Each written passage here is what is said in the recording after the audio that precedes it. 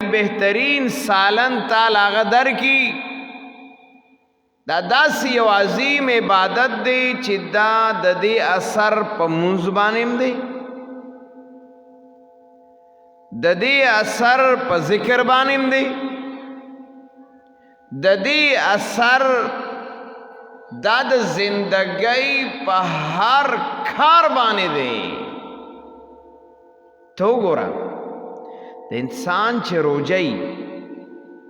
د د عبادت خوند دا بدلی، د انسان چې روجی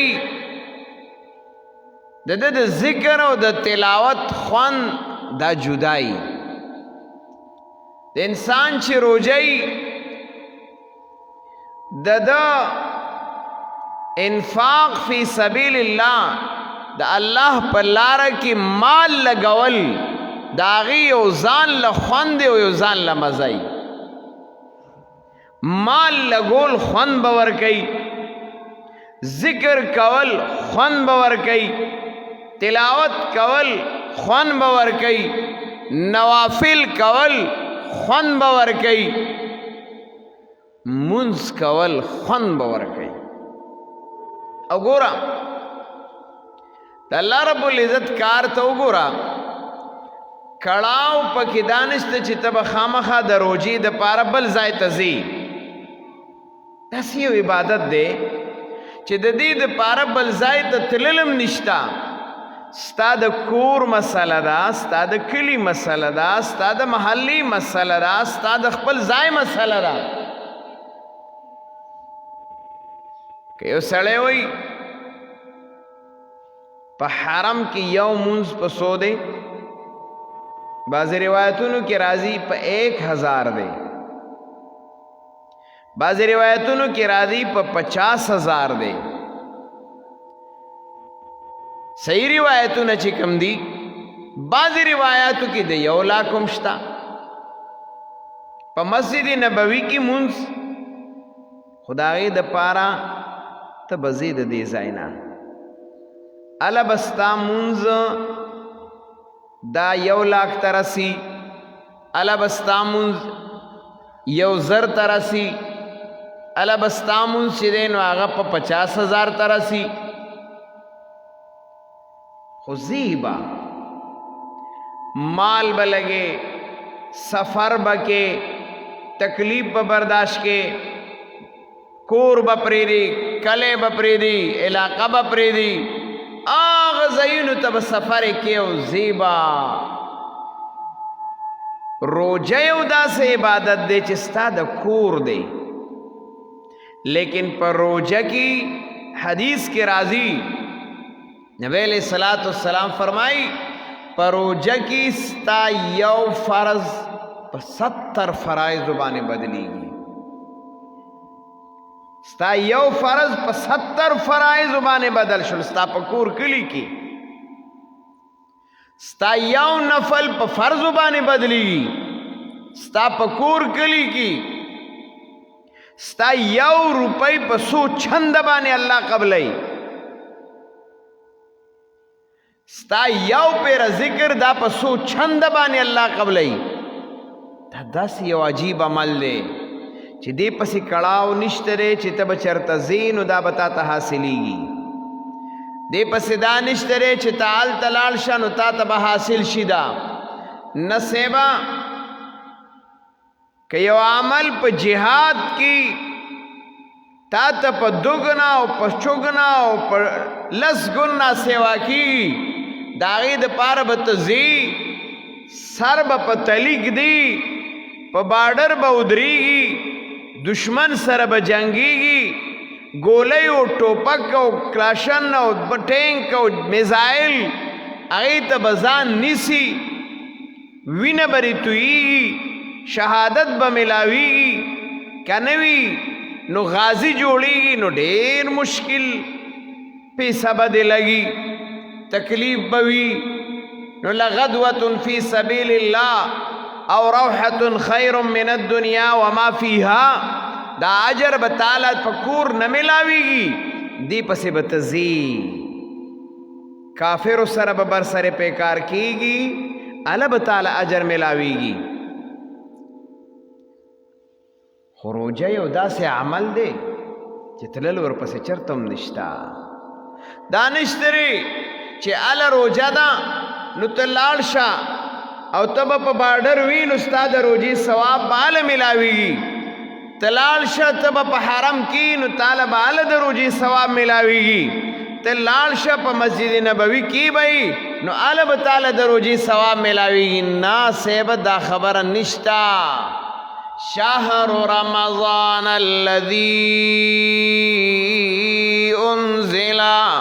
فيه القرآن هدى للناس وبينات من الهدى والفرقان میاش در رمضان قرآن فرمائی میاش در رمضان دا معمولی میاش گوره ندام د تمام میاشتو 12 میاشتې دي د کال او په هغه تمام میاشتو کې سردار میاش معزز میاش مشر میاش خسته میاش هغه صدا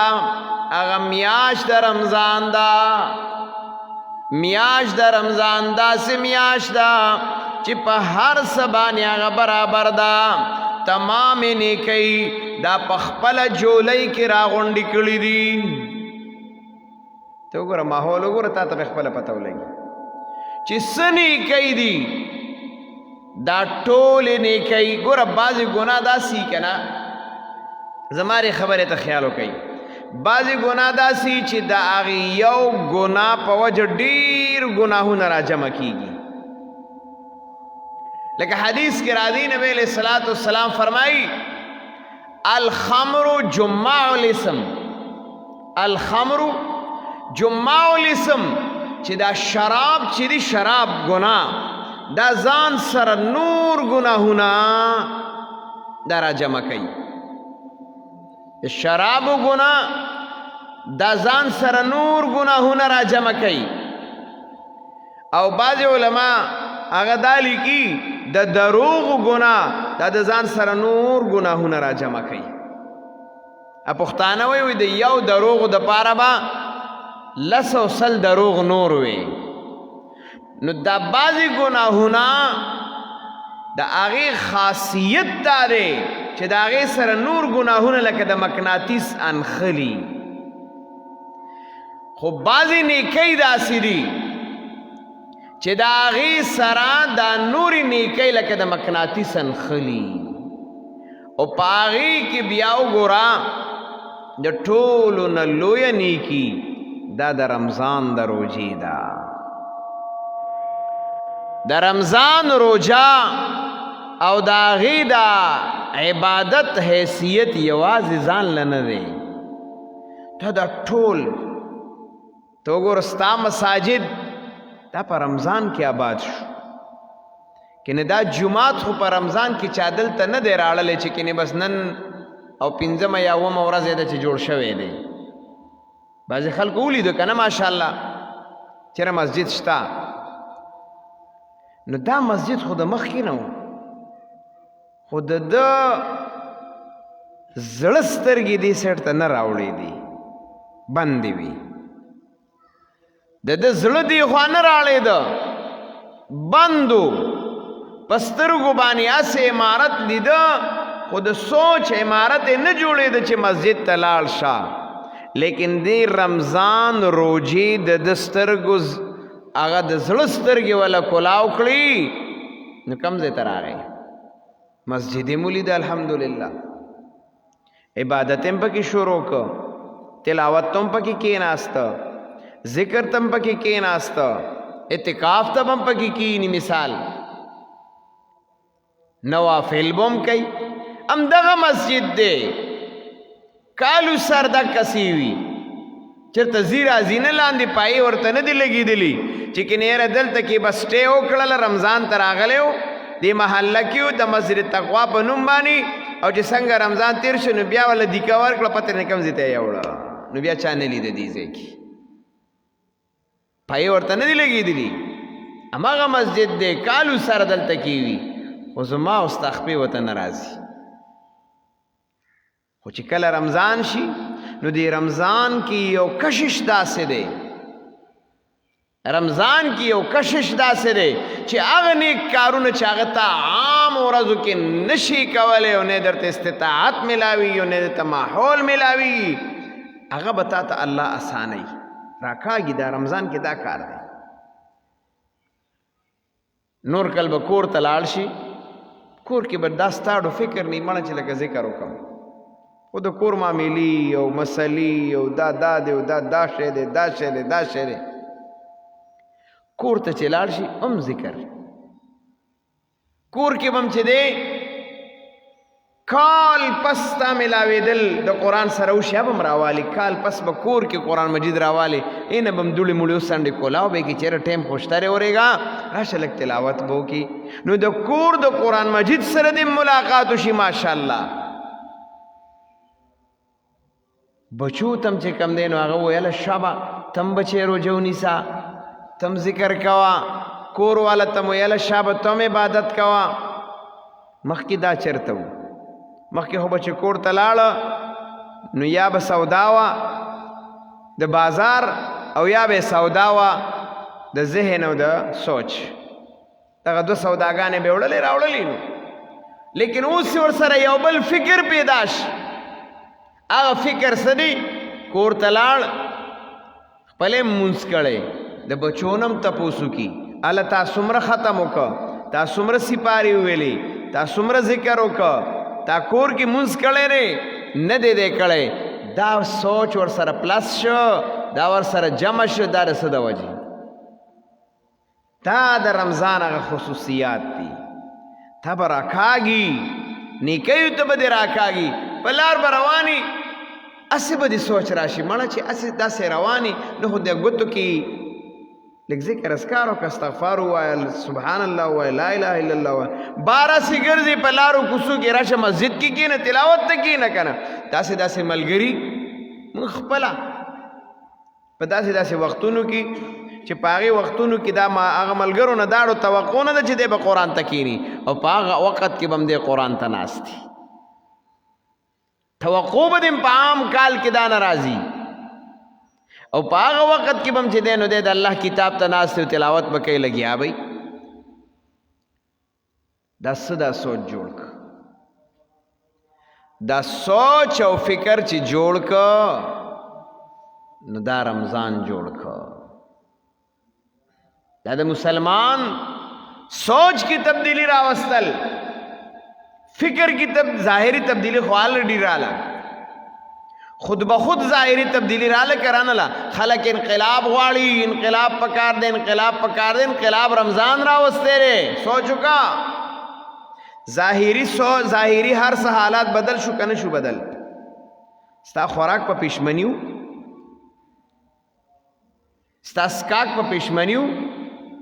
ستا پاسیدل پا پیشمنیو ستا بیا خوراک داد ماخام بانگ سرو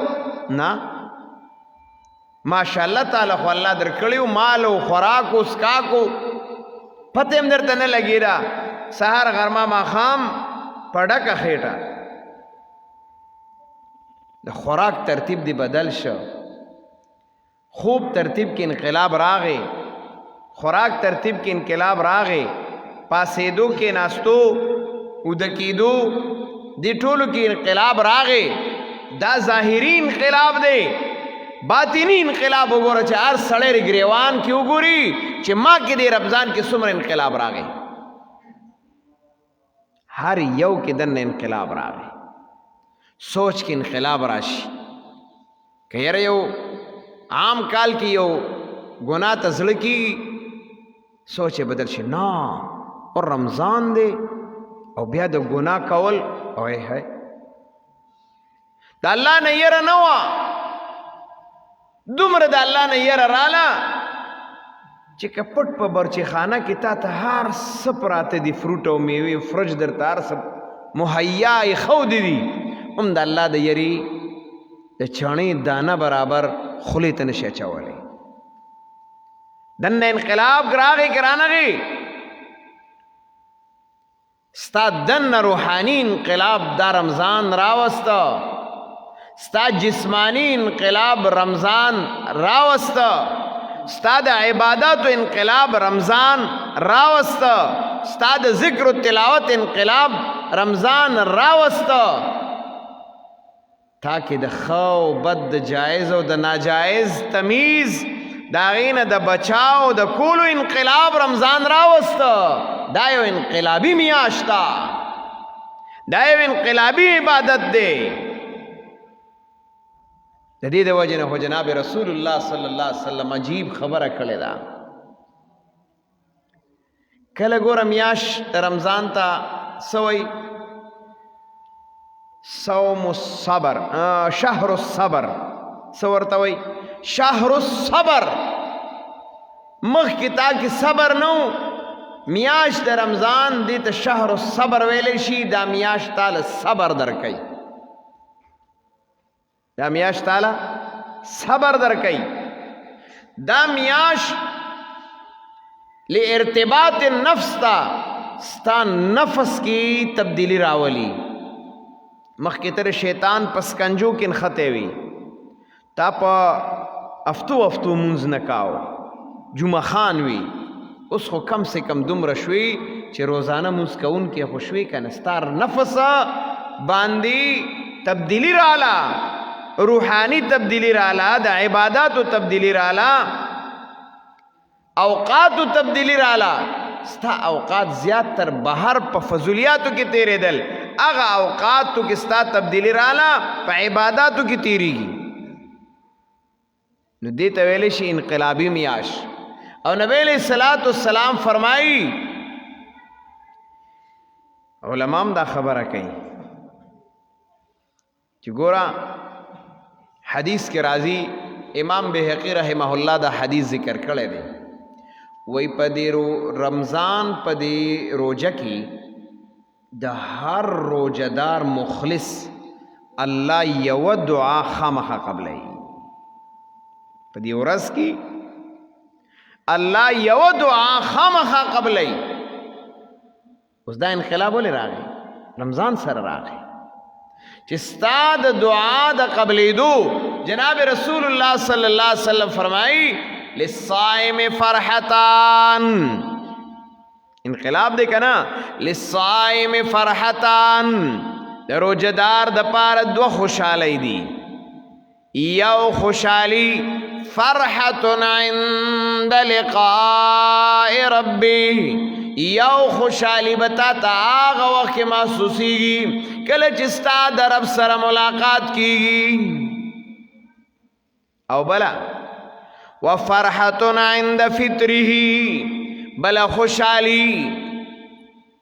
دا په وخت د روژه ماتي کې دا چې د مسلمان زړه ته الله خوشحالي ورکوي،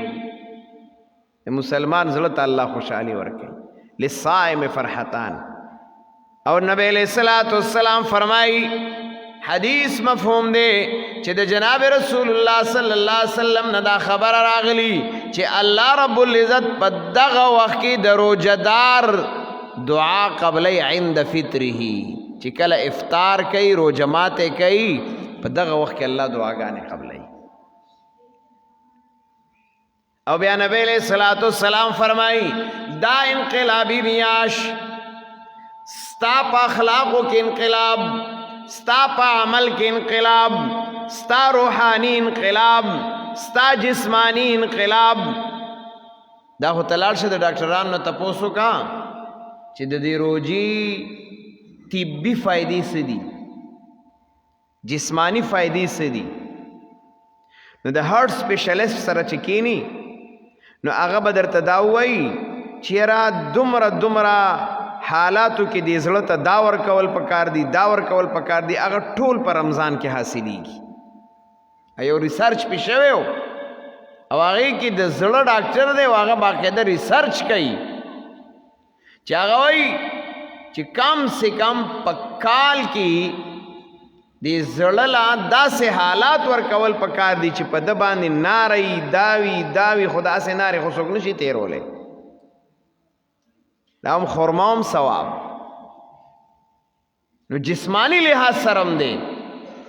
دومره انقلابات پکیری تے د مقناطیس پرنګ کړي ټول نیکی تا پسې نښلي ستا چلنا پرنا ټول د نیکی د نښتو شو هر طرف ته وګور الحمدلله د نیکی ماحول جوړ دی سوچ د نیکی جوړ دی د عباداتو سوچ جوړ دی دغسې یو سړی ودروه او ته ورته ویې 20 رکات وکړه یو 5 رکات وکړي په اوم به تښتېدلی او ختم ته ولاړي تراو ته ولاړي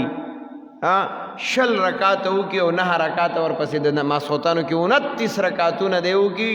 او ښه خوشحال روان دا انقلابات نو نبی علیہ السلام منبر ته وخته نو د منبر 3 پوړی وي یو پوړی ته چې وخته نو نبی علیہ السلام آمین دویمې پوړی ته وخته نبی علیہ السلام بیا وی آمین درېمې پوړی ته وخته نبی علیہ السلام کېناسته ځکه چې د جناب رسول الله صلی الله علیه وسلم نه 3 واړه پوړیو باندې ناسته ثابته ده د منبر په دې پوړی باندې جناب رسول الله ناسته کړي په دې باندې کړي په دې باندې کړي دا نبی علیہ السلام په دې زیناسته پوړی باندې د منبر په اخره پوړی ناسته آمین وی بیان وشو چې کله نبی علیہ السلام د منبر نه راکوز شو صحابه تپوس کوي یا رسول الله عجیب خبره وا ځکه چې صحابه کرام به ډیر متوجه خبره تناستو هغه به د جناب رسول الله هر خبره په زړه لیکلا په زړه به لیکل او سوچ به ورته کاو د خپل ځان د زندګۍ مشعل راه به جوړاو نو نبی علیہ السلام چې امین امین ویل راکوز شو صحابه تپوس کې یا رسول الله نن خو ساجیبه غونته کارو شو لومبۍ پوړی باندې امین بیا امین بیا امین تاسو ته څه پته وه دا خو رمضان دی که نه جبریل امین راغلی دی او جبریل امین ما ته دا خبره 3 خبرې راته وکړلې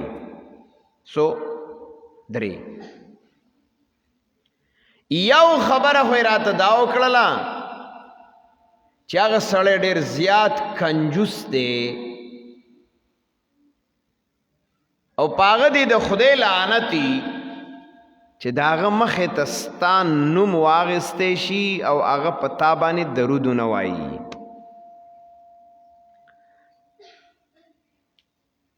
ٹھیک شو دویم وی راته وی چې د الله لعنت دی او د الله د رحمت نه دی هغه سړی جدا وي چې کم سړی سره الله دا احسان وکړ چې د هغه سره مور پلار بوډاوالي ته ورسېدل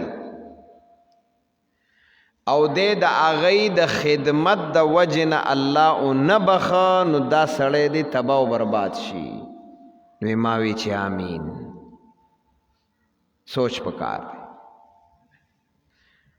اسی کله ناکله وی که نه چیرې دا چې دی نو د یو والدین ډی دا او دا پلانکې ډی دی اوس ډی وی جناب رسول الله صلی الله علیه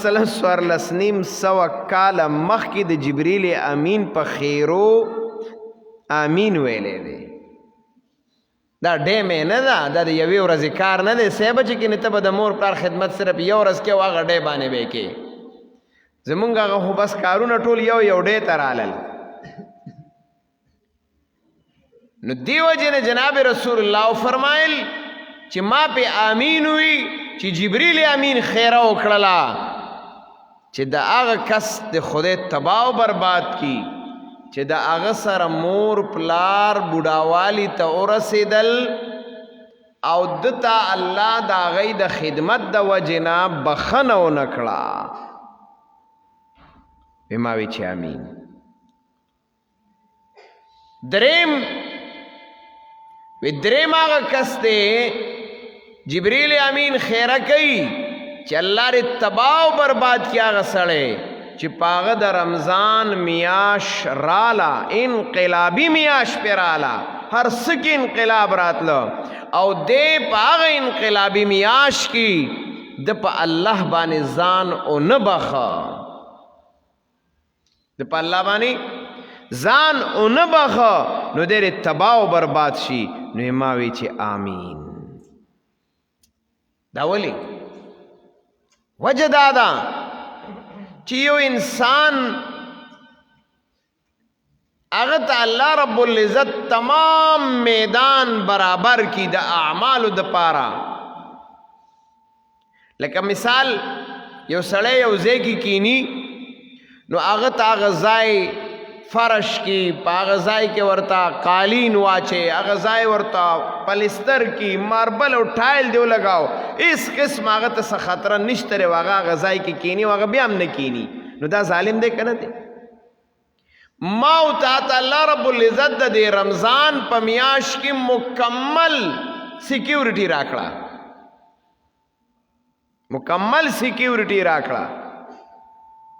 حدیث کی راضی صفدت الشیاطین شیطانان اللہ تڑل نقصانات د شیطانانو بند کړل ستا سوچ او فکر عباداتو تکو تاکہ انقلابات راوستل ستا په وختونو کې انقلابات راوستل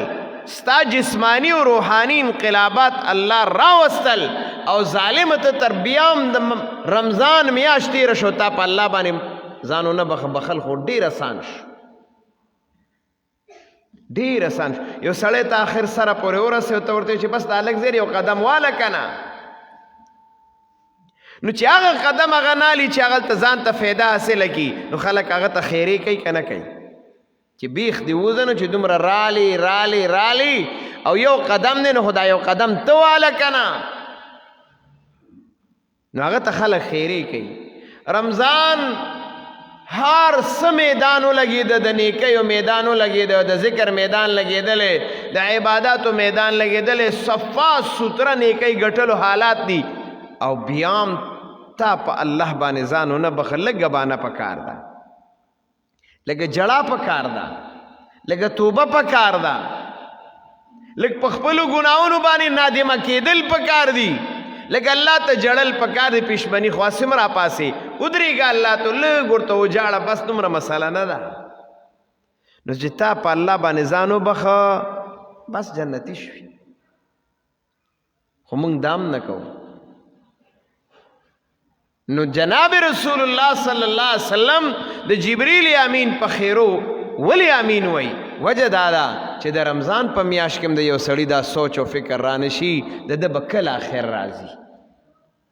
د عقل کله راضي سوچ به کله راضي احساسات به د کله روچتيږي وای د کونډې زویا سخو بویا کنه نو چې دومره تا ته الله دومره نظام لگاو نعمتونه داسې خلق چې عقل به دی خوځي الله غیله په دې رمضان کې کم نعمتونه ورکړي غریب سړی به وي خدا الله په نعمتونو به په دې رمضان کې کم سے کم مالا مالی